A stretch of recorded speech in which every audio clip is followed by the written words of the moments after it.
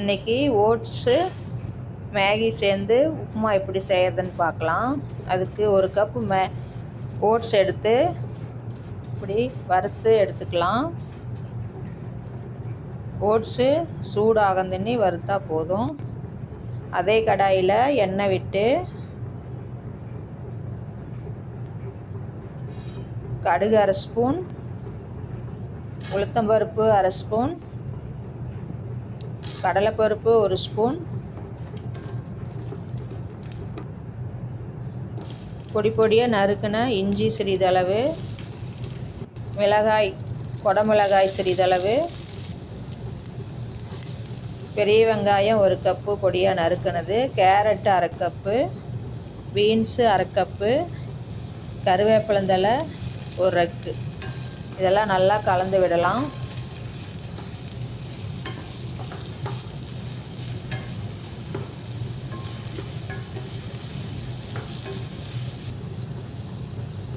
உப்பு ஒரு ஸ்பூன், மஞ்சள் தூள் 1/4 ஸ்பூன் போட்டு நல்லா கலந்து விடலாம்.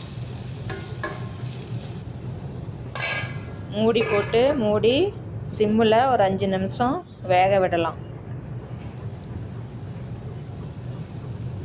வெந்தவுடன் கலந்துட்டுட்டு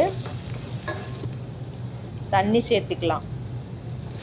நான் 3 கப்பு தண்ணி எடுத்துருக்கிறேன்.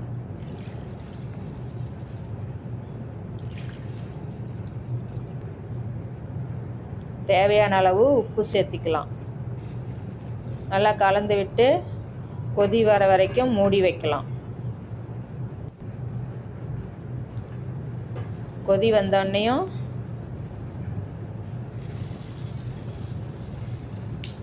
ஓட்ஸை ஒரு கப்பு சேர்த்து நல்லா கலந்து விட்டுக்கலாம். மேகியை ஒரு கப் அளவுக்கு பொடி பொடியாக எடுத்து வச்சுருக்கிறேன், அதையும் சேர்த்திக்கலாம். சேர்த்து நல்லா கலந்து விட்டுக்கலாம்.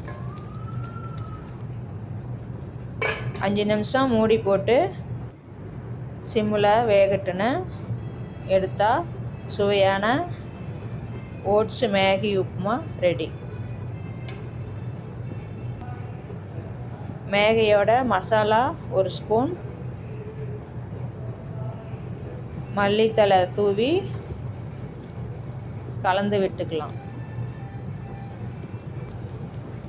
கலந்து விட்டு மூடி போட்டு அடுப்பை ஆஃப் பண்ணிடலாம். சுவையான ஓட்ஸ் மேகி உப்புமா ரெடி. நீங்களும் வீட்டில்